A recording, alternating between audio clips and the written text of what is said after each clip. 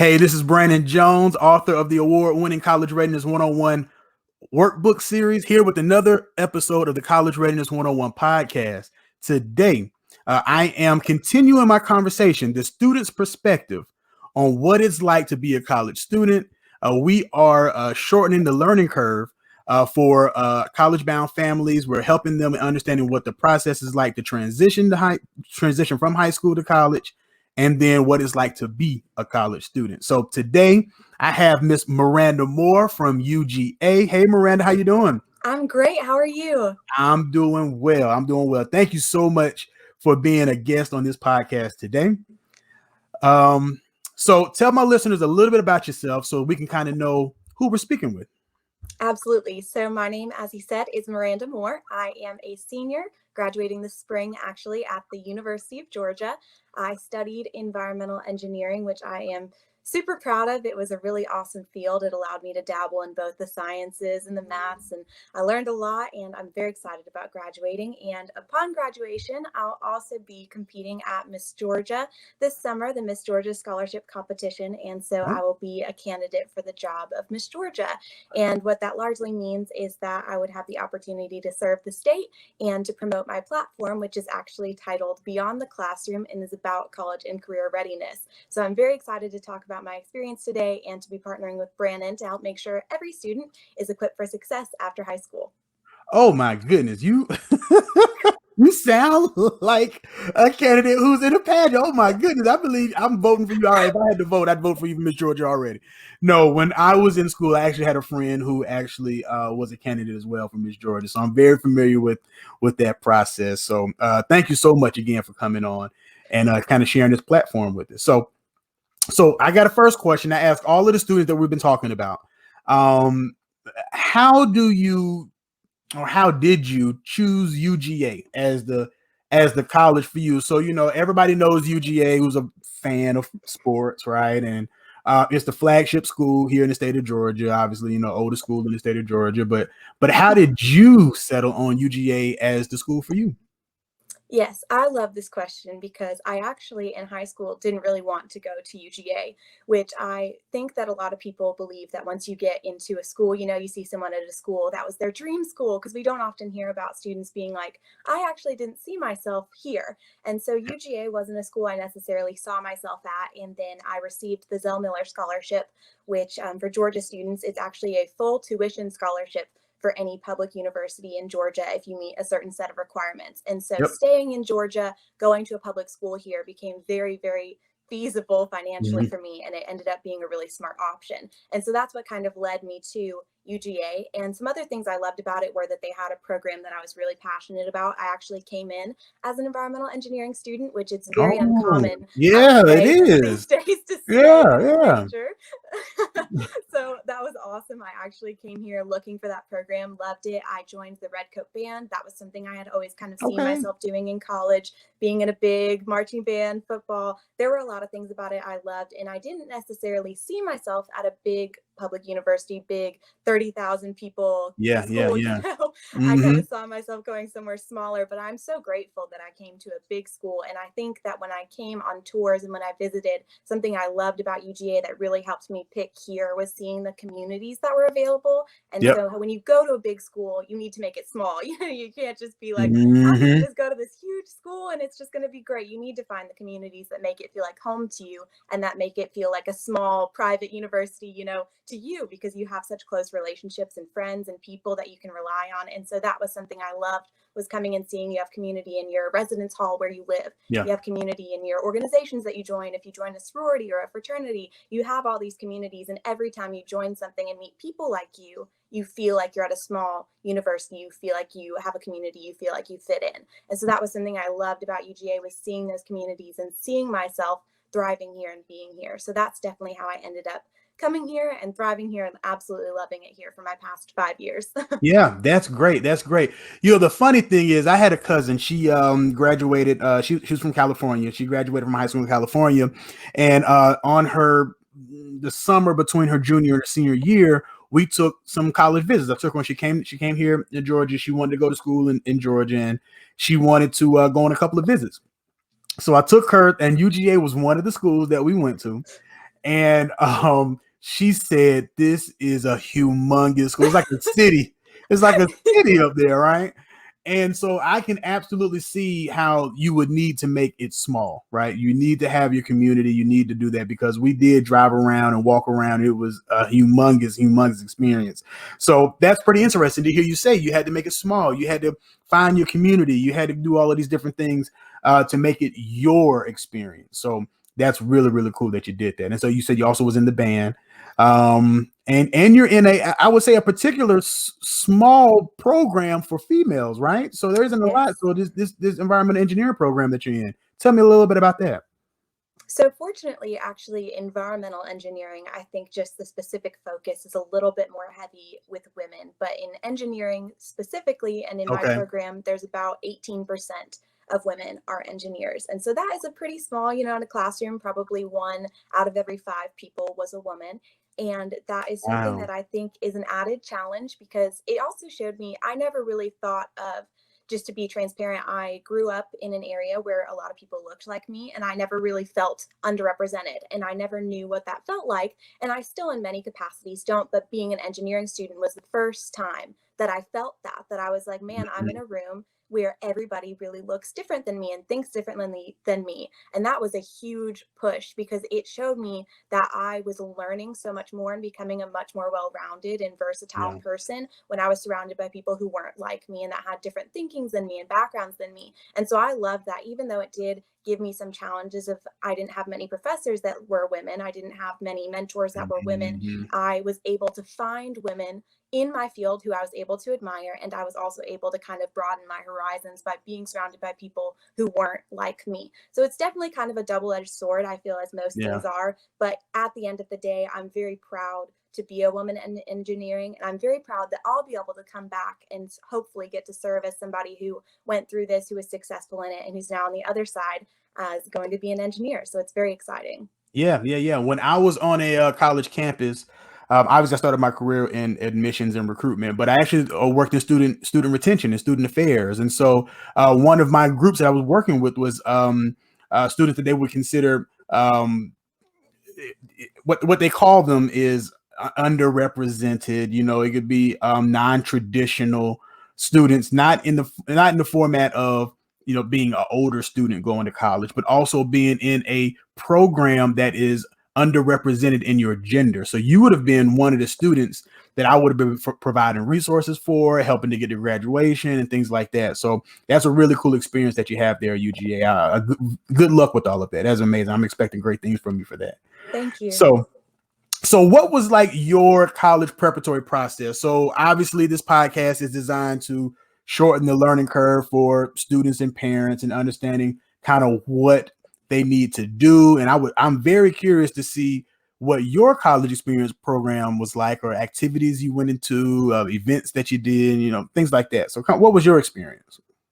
Absolutely. So whenever I was getting ready for college, I think that one of the biggest things I realized was I had spent the previous 4 years, trying to build a resume and build application essays and try to become somebody that was going to be able to go to a really phenomenal college. And then when it came to senior year and it was, putting pen to paper, writing all of this down, sharing about my experiences, I realized that I wasn't as ready maybe as I thought. And that was something that was really hard for me to come to terms with, was when I was getting ready, filling out paperwork to go move into a residence hall. I was like, I've never really thought about this part of college before. I had never really thought of how my AP classes were actually going to transfer to college credits, right? I took AP classes because I knew that was what I was supposed to do, but I didn't know what that meant. And so when I got to my senior year and all of a sudden it wasn't just this concept of going to college and this concept of doing activities and getting leadership roles and being able to write it all down, it became very real and it became very scary.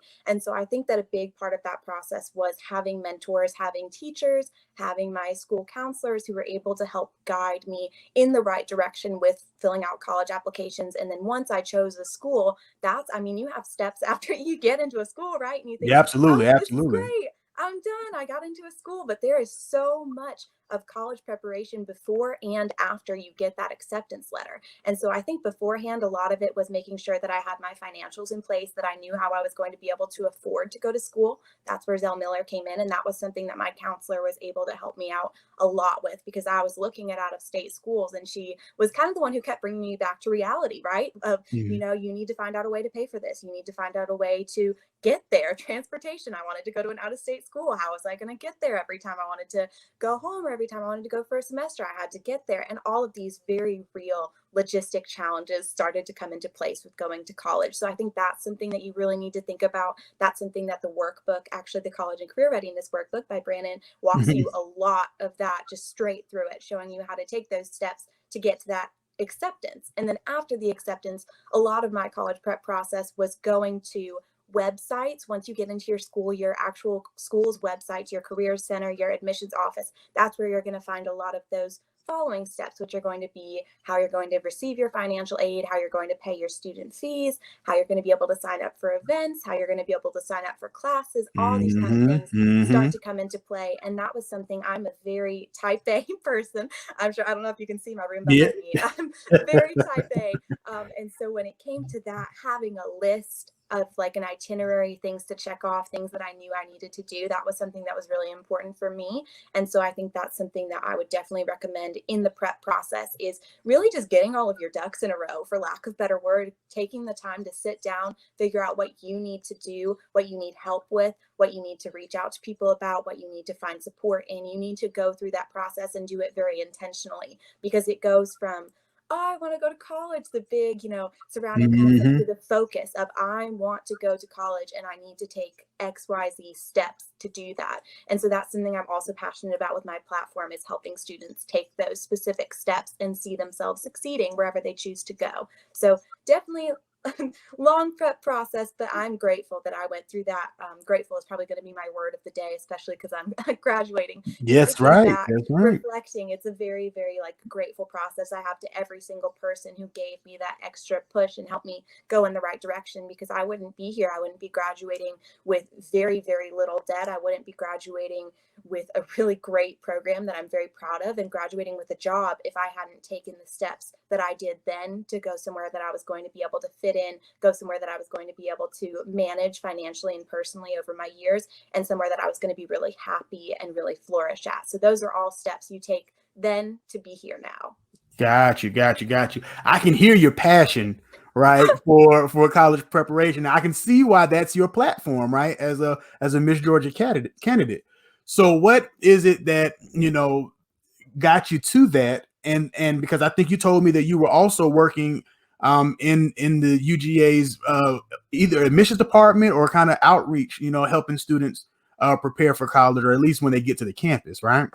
Right. Yep. I work in the admissions office. I'm a student ambassador for our undergraduate admissions. Got you. And so, unlike most students that I'm going to be working with, I actually partnered with you on your platform and your run to be Miss Georgia. What has this process been like for you? There may be other students who may want to run for Miss Georgia, and it's a huge platform. It's a great way to make an impact in the community. So what has this experience been like for you? You're a little unique, right? Thank you. Yes, so I actually competed at Miss University of Georgia, Miss UGA, in I guess a little bit over a year now. And I did that just because it sounded fun. I was like, that just sounds like I'm a senior. It's my last shot. A lot of my friends had actually been previous Miss UGAs, and they were just some of the most amazing women that I knew. And so I thought this would be an awesome opportunity. I should put myself out there. I should give it a shot. And so I competed at Miss UGA, and I did not win, but I thought, man, that was cool. I just was like, I loved that. I felt so good being able to have a platform that I'm so passionate about, to be able to talk about my experiences, to be able to practice. I'm a musician, so getting to practice my talent. I just loved it. I was like, this is just such a cool thing. And I experienced just so much personal growth in 1 week, of getting ready and then competing at Miss UGA. I was like, that was just exhilarating. I loved it. And so I decided to compete again, and I ended up winning a local title of Miss Flint River, which is located in Albany, Georgia, the Albany Scholarship Competition. And so that was really super cool. It has been such a wonderful experience to get to be a part of the Albany community and to get to serve the Albany community as Miss Split River. And the preparation process for Miss Georgia is one that I cannot, it's not for the faint of heart. I don't know how else to say it. It is a lot of work preparing to compete for the title and the job of Miss Georgia. And something that I would definitely recommend to anyone considering it is to do it, because if you get nothing else out of it, you are going to have to push yourself to just extraordinary extremes of growth and of challenges that you've never faced. And I know people who have maybe never thought about competing, or who still think of these kind of competitions as like the pageant, beauty pageant world would be like, what's so challenging about them? But trust me, my best advice would be you have to do it for yourself to just experience the growth. And my favorite part of competing is having a platform, and having a platform that I'm so passionate about, because I'm able to kind of see a measurable growth and impact of my platform on students. So my social impact initiative beyond the classroom, a big part of it is getting to have one-on-one relationships with students, which was actually inspired by my time as an Office of Admissions and ambassador for students. And so my job there was to really talk with students, to get to do panels, to give tours. And my favorite thing was to do one-on-one days. So I would have students come with me prior to the pandemic to my classes. And so I would actually be able to meet up with a student who was interested typically in engineering, and they would come with me from like 8 a.m. to noon, and we would do my day. We would go to my classes together. If I had any meetings, if I had any homework, we did it all together. Wow. Okay. Actually see that day. They didn't get to hear about it or just like read about it. They got to do it. They got to live it with me and be a college student and ask me questions, oh, this class started at this time. How long does it go until? What would I expect if there was a test? All those kind of things were real, and we were there and we were doing it. And then at noon, I got to meet with their parents, and we got to have lunch in a dining hall and just kind of finish out a day and talk about everything and answer any questions or address any concerns they might have about seeing themselves at UGA. And I realized that a lot of the challenges that those students faced were much different than the challenges that I faced. They're all valid. They're all challenges that we had going from that high school to college transition, but they were different. And that's what made me so passionate about transitions and student transitions to college and working with Next Step and with you, is because it is such a cool experience to be able to say, I learned this and I'm going to help you shorten the learning curve so that you don't have to experience that trouble and that challenge that I faced. And so I love my platform. I love working with you, and I love getting to see the real impact it has on students, because that's what a social impact initiative or platform should be. Is it should be addressing something that needs to be addressed and making a real measurable, tangible change towards fixing it. So I love it. It's such a joy. That's huge. That's so, because Hadley, we got a lot in common in how we think, because it's all about access and information. And you were telling me about how you were able to provide this opportunity for students who a lot of students may not even have this opportunity, right? They may not, a lot of students who are going to UGA may not have gotten a chance to go and speak with somebody, specifically you, right? Who is going through and has a passion about transitions, has a passion about getting students to the next level. And so that's a great opportunity to be able to see what it's like to be a UGA student, right? What is it like to be for a day?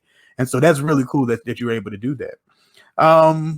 I have an interesting question for you. So you are all about growth, right? You're a senior. You are about to graduate actually in a few months, right? And so,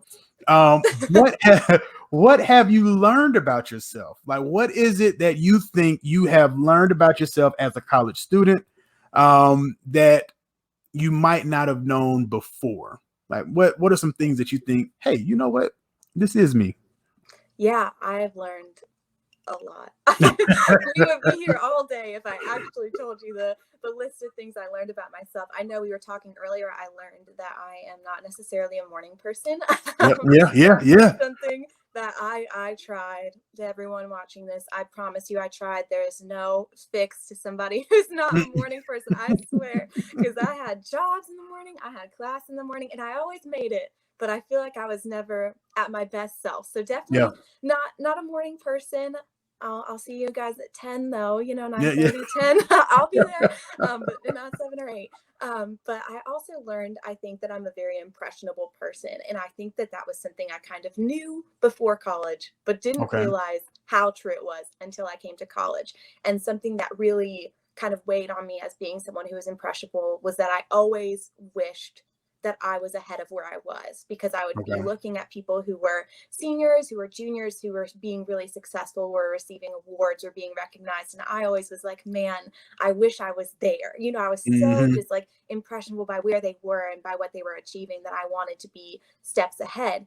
And I think that that was something that I really learned that I needed to find a way to change about myself and to grow into loving where I was, and that I can admire somebody and I can love them, but I can also, you know, be proud of myself and where I am and in the growth that I'm experiencing. And I think that that is such a big part of growth, is that it's not going to be intentional if you're wishing you were somewhere else. You have to be where you are. You have to sit in what you are, what you're experiencing, and who you are. And that was something that I definitely learned in college in a tremendous way, was that I had to be where I was, because I had experienced a lot of failure.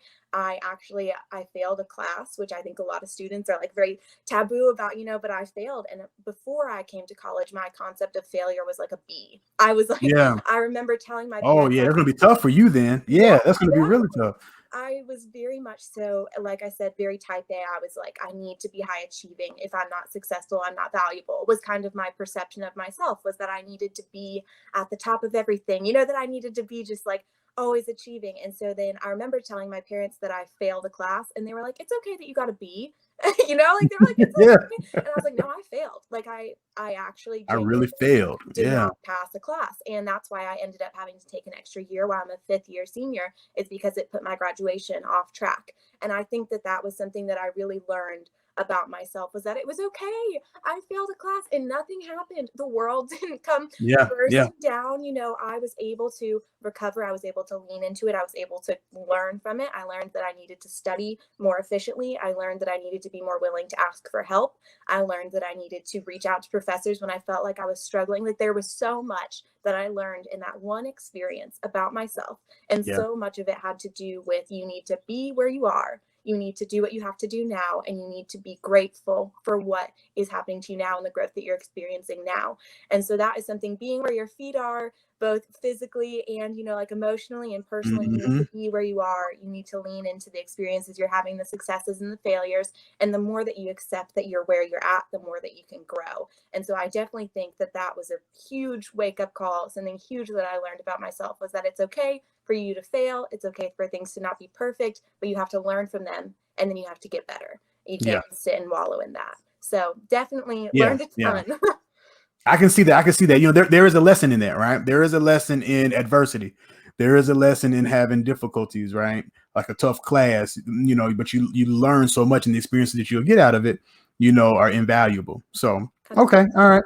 One more question for you. So I've asked all the students this, because we want to always shorten the learning curve for students and families. Is there any advice that you would give a current high school student? And I know this is going to be good for you because you were working as an ambassador, right? So is there any advice that you would give a current student who's preparing for the high school to college transition right now? I have so much. I could give so much advice. I would say the first thing is definitely what I just kind of talked about, was being where you are and leaning into your growth and growing intentionally in your transition, because I think that transition from your senior year of high school to your first year of college is just a tremendous growth period, and you're going to kind of see yourself transform before your eyes. And that's something that is really cool and really valuable about that transition. So definitely lean into that, lean into this comfort of that, and like just be there, love it, learn it, lose a little bit, fail a little bit, but definitely grow in that. And that's one of my biggest pieces of advice that I give high school students. But another one that I would definitely say, and I also actually covered this a little bit as well, but is be proud of who you are and what you bring to the table. Because I think in your transition, you can sometimes see other people and think, man, they got into that school. I wish I got into that school. Or man, they have this thing on their resume. I wish I had that on my resume. You are awesome. Whatever you did, whatever grades you got, whatever major you want to go into, whatever activities you did or sports that you played, you are great. And you need to be authentically yourself, and you need to apply to colleges authentically as yourself. And when you get there, you need to be authentically yourself. And I say it so many times because I wish that I had somebody say that to me, because I feel like when I came to college, I thought there was a certain type of person I had to be, or certain things I had to have on my resume, or certain ways I had to act or think. There were so many things. And then I came here and I did my very best in college when I was myself, and when I did activities that I loved because I loved them, not because they were going to look great on my resume. And when I took classes I loved because not only were they beneficial toward my major, but because I loved them and that they were going to be like, I was enjoying my time. And so that is something that every high school student should think about. Don't go to a school because it's going to look good. Don't go to a school because it's where someone else wants you to go. Go to a school that makes sense for you, where you're going to thrive, where you're going to be able to be yourself. And then also considering all of the logistics, where you're going to be able to pay for the school. I know we don't like talking about it, but make sure that all of those logistics are in line too, because there is a school for you. There is a school that is going to check every single one of those boxes. And it might not be the school you think of today, but it's going to be the school for you. You're going to find it, and it's going to be the perfect fit for you, and you're going to be able to thrive there. So definitely my advice is, again, all of those things combined, is get your ducks in a row. Make sure you're all ready to go. Follow the Career and Readiness Workbook by Brannon. Make sure you have everything in line, and then pick the place that is perfect for you, and then go there and be you, be yourself, do your best, and just thrive there. And you're going to come out after your 3, 4, 5, 6 years, and you're going to say, I made the right choice, and I'm ready to enter the world as a productive, fulfilled member of society. And I'm going to make these changes and make the world better for other students just like me. And so you need to have that mindset from day one until day, 10,000 of being a student.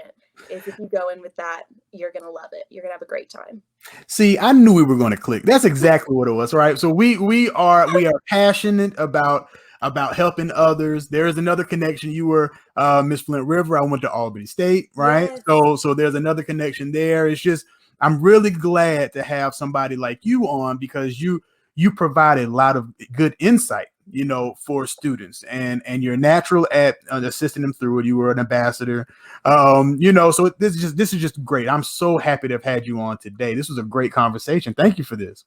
Well, thank you so much. I'm so happy to be here. And I know I get so excited talking about it. I'm so passionate about it. And I hope, we've talked about this before too, that if there's even one student who watches this and thinks, man, I feel more ready for school, that's our goal. Like, it doesn't have to be, you don't have to change the world. We hope we do. But even just one student seeing this and thinking, man, I feel more ready to go to the college of my dreams, of my logistic dreams, and also my dreams. Yeah. That's an awesome experience. So I really appreciate you having me on and letting me share just, a sliver, you wouldn't believe it, but of my UGA experience, because it's been life-changing. So I'm really grateful. Yeah.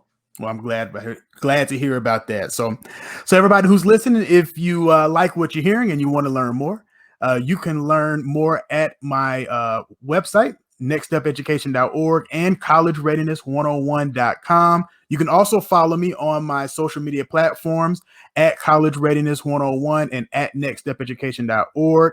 I can't wait to see who else is coming on to the podcast, and we will talk to you next time.